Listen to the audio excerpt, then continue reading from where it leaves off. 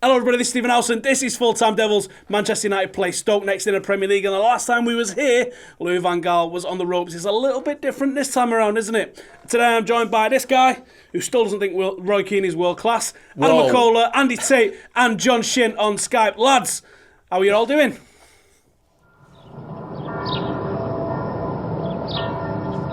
Pumped. The lads are absolutely pumped. The first topic that we've got to talk about today then is Antonio Valencia given a new contract by Jose Mourinho this week, extension, so he's in now till 2018. How good is he looking? He's got the best crosses, I believe, in the Premier League, Dave? No, he hasn't. I think he does. I think at right back he's been a real good attacking outlet for Manchester United. I think it was something that was underutilised against Liverpool that would have changed that 1 point into 3 if they'd used Valencia a bit more. He was in so much space, absolutely acres, and he had the beating James Milner. It was something that Paul Pogba needed to do more, was switch to play and get the ball to Valencia. In terms of dribbling past opponents in the Premier League, as defenders go, only Bellerin's completed more than Antonio Valencia. Gotta love that. Adam, what do you reckon about the evolution of Antonio Valencia from an amazing winger to a mediocre winger to a really good right back? I think before I say this, I think he's a fantastic right back, and I think he's doing very well. He deserves his new contract, and he's been one of our best performers this season and over the last 3 years, if you think about it.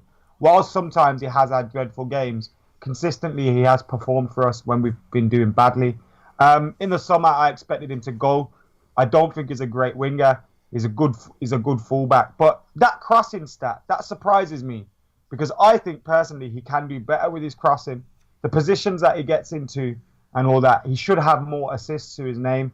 Obviously he doesn't. That could be down to the finishing. Same with Paul Pogba kind of situation. But Valencia's been fantastic at fullback, thoroughly deserving of his contract. And the only problem is,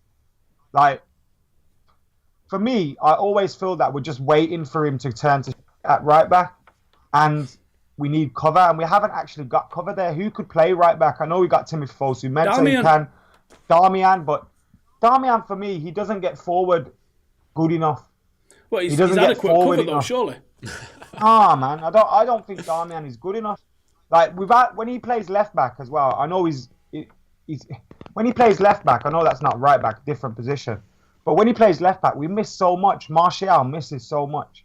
And I just wish he would offer the same thing going forward as he does defensively as Valencia, but he doesn't. Andy, the crossing start surprised Adam. It surprised me, to be honest, as well. Has it surprised you? Yeah, well, it has. But as if you remember, when he was bought in 2010, he was bought as an attacking winger for 20 million from Wigan, and it was a snip. And he flourished in the first couple of years. He broke his leg. He come back from that, and he had a couple of seasons and Moyes and Van Gaal a bit quiet. But he's got back to he's been made into this fullback. Fergie done it with him, and he's been converted. He can do both. John, how impressed have you been with his adaptation to playing at fullback? And do you think it's because of the mentality that he's got, because he is a complete no-nonsense kind of player? Do you think that's really helped him sort of move into a defensive role?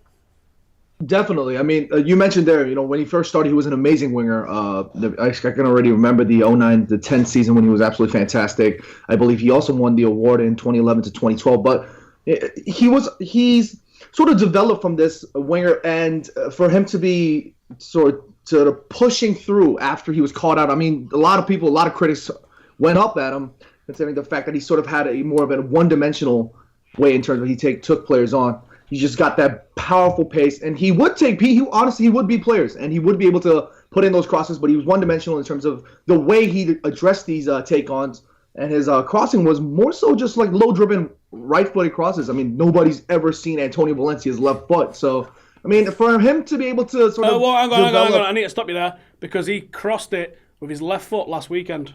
One time. Exactly. One time only. Yeah, so how about relax? Exactly. That's exactly what I'm saying. Is for him to have developed from that to this sort of, no-nonsense hard man, the perfect balance of strength, pace, amazing physique, ability to run down the flanks, assist in those overlaps, take players on. It's just an absolutely amazing development for a player of his quality. Yeah, I'm loving watching him play. I think his attitude to the way he plays the game as well, I love it, because he is no nonsense. He is not afraid to give you a kick, and you can't really get behind him too much as well, because his speed is such an asset. Right, long ball United. Jurgen Klopp came out and wrongly accused United of playing long ball. Now, we did go direct in the latter stages of that game, but Liverpool set out their game to play long ball. Are United a long ball team? The stats don't prove that, I don't think. And was Jurgen Klopp right to criticise United, even if we did choose to go direct? So this is a man that's played Stephen Corker up front. John, I'm going to come straight back to you on this one. I wasn't gonna go into this, but I'm gonna have to pull some magic out here. No, he's going for it. Yes! Come on, John! All right, so Yes, he's back. Back again. I'm gonna do this real quick. This graphic was what Phil Neville used in his BBC Match of the Day, and he talked about the shape. He referred to the diamond and how Lallana, Origi, Firmino was really important in the attack, and he went on and how Lallana was critical in disabling Michael Carrick and all that jazz. But for me, it was more so the lack of Manchester United to sort of utilize their options, and I think that sort of was what we could have used to open up this Liverpool side. And I think Statman Dave over there made a perfect analysis when he was talking about it in his review. All right. Most of the time, One day, mate. they were sort of like pressuring on this left-hand side, disabling Martial whenever he was on the ball. They always had numbers on him. And obviously, Paul Pogba not performing on his best day. I think we had two options there. Had Paul Pogba been on his day, I think we could have, either, I'm going to do some art here, play Zlatan through the channels here, or B, switch the play. I think because obviously, fundamentally, if there's an extra man on this side, there's one less man on this side. And I think we had the ability to play these switch passes or to feed Zlatan in through the middle, but it was just an off day overall. And I think the perfect decision was made from Jose Mourinho to bring on this man, because in that first half, Zlatan Ibrahimovic, for me, felt very isolated. When those long balls came into Zlatan, it was impossible for him to win that first touch. I mean, granted, he's got a powerful aerial duel, but whenever the ball comes down, midfielders close him down quick and dispossess them, and there was no way for Zlatan to sort of play these players in. So I think when Marouane Fellaini came on in that second half, he was able to take a center back, a central defender, like for like, and I think that sort of opened up a little bit more space. And obviously, you saw in the second half, leading up to the goal, they had a much tougher time dealing with our two front strong hard men. I mean, he wasn't playing up here as a striker essentially, but he was up here in this final third area, and that's how we were able to win those second balls and really start getting the rhythm back in that second half. Do you think that we went direct a little bit too soon, John? Because for me, I thought we did go a little bit direct far too soon in the game, because I thought our best opportunities was to play it with Mkhitaryan ball at feet and with Martial ball at feet. And you rightly noticed that they stacked the deck against Martial a little bit because he was roasting that fullback every opportunity he got. So they started tripling up on him. So once they started doing that, Martial needed to start looking inside and start playing off Zlatan a little bit. And then you also want to see Mkhitaryan running with the balls. One of our best chances, was an excellent save from Mignolet, was when Mkhitaryan went one-on-one down the middle because he was running with the ball at his feet. That was the best chance. Was direct. I think what United did so well after 75 minutes was go direct, and I would have arguably started with Marouane Fellaini as a striker. We saw how well it was Klavan and Lovren versus Zlatan, and obviously Marouane Fellaini. It works so well. Why not? Why are we afraid to play a long ball? Why are we afraid of long ball football? I don't think anyone's afraid of playing long ball, but everybody that we spoke to last week, everyone, when the team news came out, was like, that's our best six, that's our best midfield, that's probably our best forward three. So everyone was excited to see how that would all go down, and I think that was what everyone was excited to see. And I think you have to hold your hands up and say Klopp and Liverpool did an excellent number putting pressure on Michael Carrick. That was the problem, because that was where our game fell out, and that was, I think it was the right thing to do, to revert to our plan B. So Adam, do you see any problem with the way Manchester United are setting up if we're going to be so fluid in our tactics this season? Because for me, I think it's a bonus for us that we've got such fluidity in our tactics. I think the time that Fellaini came on was right. I think if that was the point where we went long ball, I don't have a problem. I feel overall there's no problem with our style of play. Jose Mourinho is able to change it to suit games, suit oppositions, change it throughout matches. So I'm totally fine with Jose Mourinho's management of the team and the tactics he's been employing so far.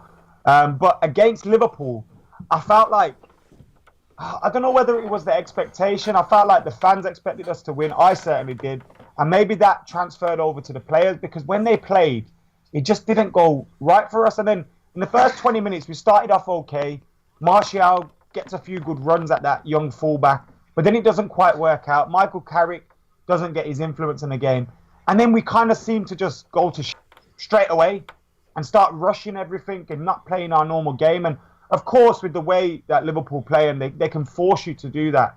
And I think we just fell into that trap far too easily. We didn't play our own game, and we did go long ball too soon in that game, I think, because we were doing it quite early as well, just going route one. But I think the time Fellaini came on, around that point, if that was the point where we started going long ball, then I haven't got a problem at all. But I felt like out of all the performances we've seen in this unbeaten run of 13, 14 games, since that Fenerbahce game, Liverpool performance was probably the worst. I would agree with that. Andy, have you got any issues with the style of play that we're employing at the moment? Do you think there's an issue with United playing any sort of long ball, or do you think it's we have to do what we have to do to get the result? Well, Liverpool's next game, whenever it is, if they're in trouble, they'll have to use the long ball if they're getting beat with a few minutes to go. Which he has done before, hasn't he? He's done that himself. Mm. Yeah, and he's done it. If it was, if the roles were reversed on Sunday, he'd be doing the same at Old Trafford.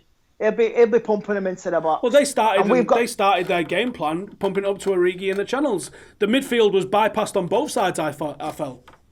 Andy, have you seen that picture as well? They did something when we went to Anfield, and they took a picture of like everyone in the back in the halfway in our half, and they've got a picture where it's like 60th minute, and they've got 10 men in the box. I haven't got a problem with that. Do you know what I mean? We did that at Anfield. But don't come out talking as if you're some footballing god and you don't play negative football and you only play the right way when you were celebrating 2-2 draws with West Bromwich Albion. Do you know what I mean? You can't act like you're immaculate. So you can't act like you always play the best football because you simply don't. Sir Alex Ferguson used to do it. And now Jose Mourinho has given us another side to the coin, and that's what we need, man. Exactly. Can I just add really quickly? I think there's nothing wrong with playing this kind of long ball. I mean, we're not playing. No, it's in the rules. We're not playing. Yeah, I know. We're not playing like Sunday League long ball where we're thumping balls forward and everybody just standing there saying, "Oh man, the best guy in the striker, he's gonna beat like 10 guys." That's not what we were doing here. We were trying to sort of negate the pressing. I mean, as you've seen in the diagram, you saw all these Liverpool players very active in that in the middle third, very active in their own respective final third, really pressing our backline, really pressing our midfield. Paul Pogba wasn't having his day, and I think that was the reason why Jose Mourinho opted to make this switch quickly, because had Paul Pogba, for me, had he been on his day, maybe we might not have had to resort to this sort of long ball as quickly as I thought. But nevertheless, it was for me the perfect idea, the perfect way to sort of counter the situation. I don't think it's a problem. I think Man United are Man United, and however you play a game of football, if you get the wins, you get the wins. Mourinho's got a certain style, Klopp's got a certain side. It's not, it's cool to be Liverpool at the moment. United are hated. Whether it's offside goals, whatever refereeing decisions, we're still back in the papers, right? And I think that's a big thing. It's not cool to. It's cool to be Liverpool by the press, but I'm saying that there's not a problem with United playing that certain way. No, I like the way Jose Mourinho plays. Go on, Andy. Last season we had no style. We're playing backwards football, and now Jose's here. We're playing two types. So this is the result of our unbeaten run, and we've gained ground on the top four. So everyone will hate Man United. So we just get on with our own game. Right then. Prediction time. Let's have a look at the starting 11s. And we've got this game that we're playing beforehand, and you guys can get involved in the comments as well. See if any of you can go 11 for 11. It's been a bit tough going 11 for 11 the way Jose's been picking his teams at the moment. But of course, I'm top of the league table. John Shinn, you're pulling up the rear, so you might want to pull your socks up, son. You're second with 18 points. Wait, if we look at points per game, I think I'd be top, buddy. It doesn't matter, mate. It's overall points. I'm on 22, you're on 18. Paul from Rankcast is on 14. Adam McCullough's on 13, unlucky for you. Andy with 8 and John with 7. So someone needs to pull the socks up a little bit. I think last game I got everyone apart from Darmian. So I'm coming back. Coming back strong. Yeah. All right, John, let's start with you then. What is your starting 11? And remember, you guys get your comments in below, see if you can get the starting 11 correct. It's not the team that you want to see, it's the team that you think Jose is going to play. I just want to add a little disclaimer. I mean, I haven't had much chance to feature here, so hence the number 7. But, John, you've been on 14 times and only scored 7 points. What are you doing? It's pathetic, John. 1 point per player and you've only got 7 right. You didn't even get David De Gea. I knew this was going to happen. I knew this was going to happen. And I'm sorry to be a pooper here, but I think Jose Mourinho is going to go unchanged here. I think he's not going to make a single change here. He's going to go DDG at back, Darmian, Rojo, Jones, Valencia, the back 4, Michael Carrick, Pogba, Herrera, with Martial, Zlatan, and Mkhitaryan. Interesting. Andy, what are you going with? I'm going with De Gea, Darmian, Valencia, Chris Smalling, maybe Daley Blind. Midfield, Herrera, Pogba, Carrick, and like I say, up front, Mkhitaryan, Zlatan, and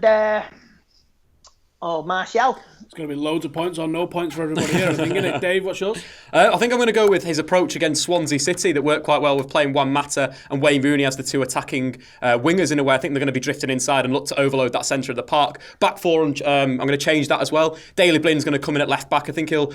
Darmian was good in the FA Cup tie and in the League Cup, but against Liverpool he was poor. So I think Daley Blind deserves to be back in there. In terms of the midfield, that's going to be completely unchanged. Michael Carrick, Ander Herrera and Paul Pogba. Just want to touch on Ander Herrera for a second because he's been our best player this season by a country mile and he's just been absolutely fantastic. That tactical foul against Liverpool was brilliant. Jurgen Klopp lost his... He lost his head went, and that's brilliant. That's but in terms of in a nutshell. In terms of stats, in terms of turning the ball in the opposition's half, that's where Ander Herrera's coming up trumps in the Premier League this season. He's made more interceptions in the opponent's half than any other player, and Harry Arter is the only midfielder to win more tackles in that zone. So he's been fantastic. And of course, Zlatan up top. He's been directly involved in 53% of United's goals in the Premier League this season. Only scores against Farmers. Speaking of people who want to touch Ander Herrera, Adam McCullough, what's your 11? Yeah, I'd love to touch Ander Herrera. I have once touched him, but not inappropriately as I would have liked. My team, David De Gea in goal. That's obvious, isn't it? Valencia at right back. I agree. Was it Andy that? Sorry, was it Dave that said Blind at left back? Yeah. I agree with that. Daley Blind at left back.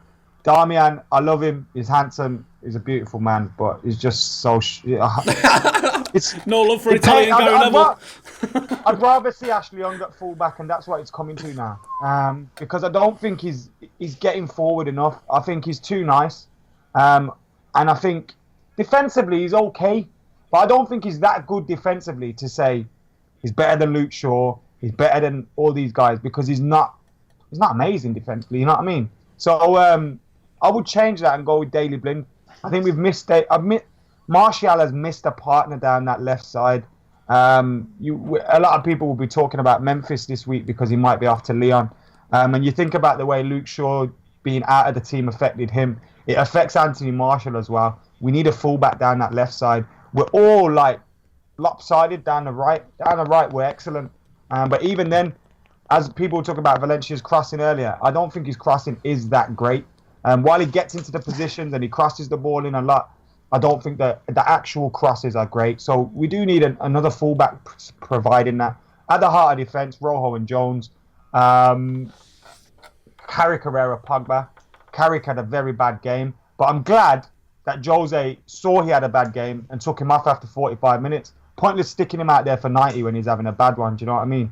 So Carrick... I don't think that's a bad thing on Carrick either. I think the fact that Jurgen Klopp targeted him, he knew how important he was to United's thing. So I don't think it's a bad knock on Carrick that he had a bad game because they put him on him. Yeah, I think it's also I seen Trent. I know Trent Arnold-Alexander had his first game, his first start in the Premier League. But if you've seen how many men Martial had on him every time he got the ball, it was like 3-4. And I've got a feeling Martial's going to have to get used to that. Ronaldo had to do it in his early days where he'd just have guys just all around him constantly, 2-3 players, and it's the same thing's happening with Martial. I'd play Martial again. I'd play Mata, and I'd play Zlatan. Mata in for Mickey. Interesting. Right, I'm going to stay with you, Adam. Tell me about Stoke. Mark Hughes, Peter Crouch, John Waters. They haven't been great this season. Is that you done? Is that the insight that we're getting from you? They lost against Wolves the other week, haven't they, in the Cup? And I mean, their form in the league hasn't been great. I thought they would have done better this season because I think they've got a lot of players that can do problems. But now you're hearing, I think it's Bojan wants to get out of there. You got even players like Arnautovic that are underperforming, although he did score a few the other week. So I think Stoke have some very good players in their ranks, but I don't think the team has quite clicked as many would have expected it to. I think now they've started playing football as opposed to Route 1 stuff. I think it's easier to go to Stoke now, whatever the stadium's called these days. And yeah, I am more confident about this game now that they've got that change in style, but there will be a threat. Of course there will be. And that stadium, it's always bloody windy in there, man. Like, it's always like freezing and windy, and like if they stick loads of long balls into the box, but I'll score one of his 4 goals there, so that's all right. That's Stoke, innit? Andy, who's the threat at Stoke? Say Peter Crouch. They put it up to him. He's good. He got Charlie Adams, Stephen Ireland, Phil Bardsley, ex-Man United player, Glenn Whelan, their keeper from Derby County. He's been having a really good run of form. Aren't these like championship level players? I mean, they're talking about we're taking Paul Pogba and Zlatan Ibrahimovic there. Are we really that worried about Glenn Whelan? Mate, you can only beat what's in front of you, can't you? Are we going to beat them? Are we going to beat them? I think we will beat them, but it's going to be a close game. They have a consistency. They can pull a result out of the bag. Then they can go absolutely shocking because they got trashed at Liverpool 4-1 at Christmas. But it's like the Swansea game, isn't it? Yeah. If we get an early goal, we'll win. Yeah. If we don't, the longer it goes on. Every single match for us, I think, at the moment. The longer it goes without scoring, the more nervous. Yeah, nervous that we become, I think. John, have you ever been to Stoke? No. Are you ever planning on going to Stoke? No, I'm planning on going to Manchester first. I don't know about you guys, but but I think Adam was spot on there. I think we really need to push for that first early goal because I feel like if we don't get that early goal as soon as possible, it's going to drag on and it's going to be an annoying game, annoying 90 minutes. But for me, I think it's more so the likes of Joe Allen, Xherdan Shaqiri, or Natovic. I think those 3 sort of in particular have the quality to be able to cause problems against bigger teams like Manchester United. And I think if we can sort of negate that middle third, I think if we can win that the midfield battle quickly, I think we shouldn't have a problem dismantling Stoke. Yeah, that's a big thing. I think Michael Carrick shielding that back 4 is going to be crucial. We've seen Arnautovic scoring a few goals last weekend and the weekend before, but he hadn't scored in 4 months before there. But he is dangerous. And with Peter Crouch up top, we need to stop Peter Crouch getting balls into feet. Yeah, he's a big lad, but he's quite good with his feet. He's quite good at laying it off to teammates. So I think that's key. In the air as well. Exactly. He's not that good in the air, but he's better with his feet. So I think it's key for Michael Carrick to screen that back 4 and stop those balls going into Peter Crouch. I would agree. Right. We're trying something different out with the predictions. Share your predictions on wantmybet.com. Download their app too if you haven't already. You can place your bets directly from there too. The link is in the description below. So, what's yours?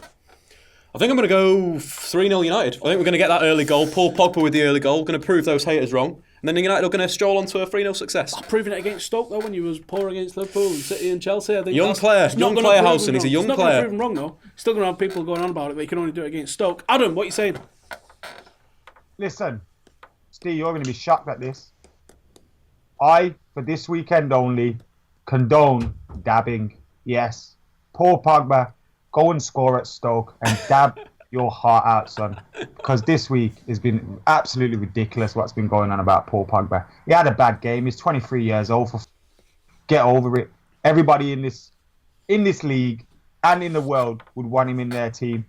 Oh, man. What a bunch of wankers. Anyway, United 2, Stoke 0. Paul Pogba's grabbing 1. I just have to mention that we do not condone dabbing on Full-Time Devils. So, no, we do this weekend. No, we don't. Andy, what's your score prediction? I'm going for 3-1 United. And Pogba, do what you want, my son. The media. John, what's your prediction? I'm going 2-0, but I think Paul Pogba's going to grab a brace here. Oh! Pog goal. Pog brace. Pog brace, Pog yeah. hat-trick. I'm going to say 1-0 United. With a Pog dab? No, yeah, maybe it's a Pog dab at the end. I just think that they're going to make it tough for us and they're going to sit behind the ball and going to try and bore the piss out of us. So it's going to be 1-0 United. Anyway, what do you guys reckon? Get your score predictions and remember to get your team predictions, what you think Jose Mourinho is going to go for, not the team that you want to see. And if you get 11 out of 11, let us know and we'll maybe stick your names in a little thing here next week. Anyways, thank you for watching. Make sure to like, make sure to subscribe and get all your comments in below. Laters.